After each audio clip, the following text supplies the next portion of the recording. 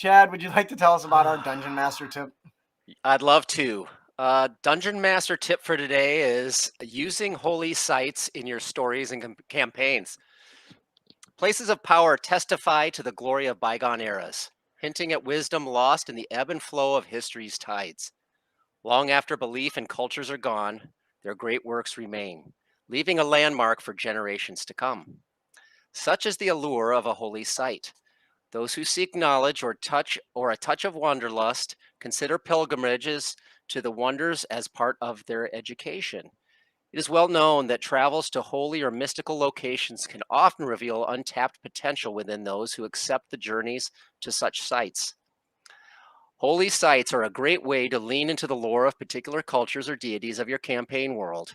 This doesn't have to be a significant event or point of interest that characters visit, though it can be. Instead, consider it more in passing. The characters wander through a town and bump into an NPC on their pilgrimage to the holy site. They could meet on the street, in a temple, or even in a tavern. Simply learning that they are traveling to the Stone of Tyr to seek courage before joining into military service or some such other event. A simple line like this can hook the players who are interested in the lore and allow you to explain to them a bit of the world, though through an NPC they took interest in. But be careful to keep it a conversation and not a lore dump, or your players' eyes will glaze over. Like everybody that's listening to this right now when we write stuff that long, I'm sorry. So I have to ask Chad, in any of your games, have you come across holy sites or anything like that that have been a place of pilgrimage? Not of pilgrimage, no. But like a unholy temple, something like that. I mean, I've written some of those in some of my adventures, or. I think that's really good. What about you guys? I wasn't paying attention. Yeah, he's still wake up. For me, this is something that gets overlooked a little too much. We get so engrossed in go to this dark place and destroy this temple that we forget that there's places people actively want to go to instead of actively avoid. Sorry.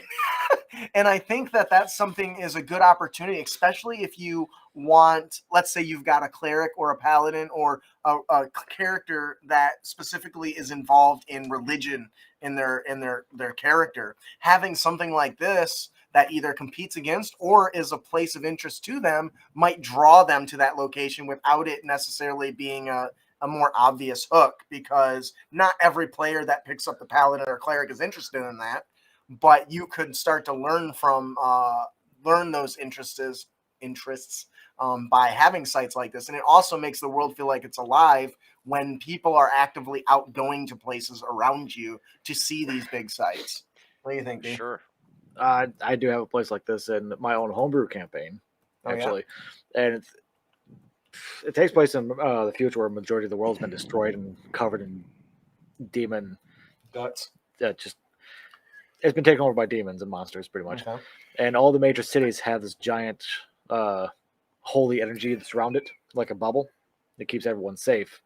And there's one specific place that's like the center of it all, where the person that's making all these shields, that's where she lives. And, that's cool. And people, they travel there all the time to be like, oh, thank you for what you're doing for us and all this other stuff. Yeah. And I think that it's a good opportunity, not just for bringing the world to life around, but it can be a way to learn, and I might have already said this, I don't remember, learn what players are interested in, that sort of thing. Oh, yeah. Because they're gonna, if it's something that they're interested in, they're going to tack on and pay attention. So you can include that in future adventures.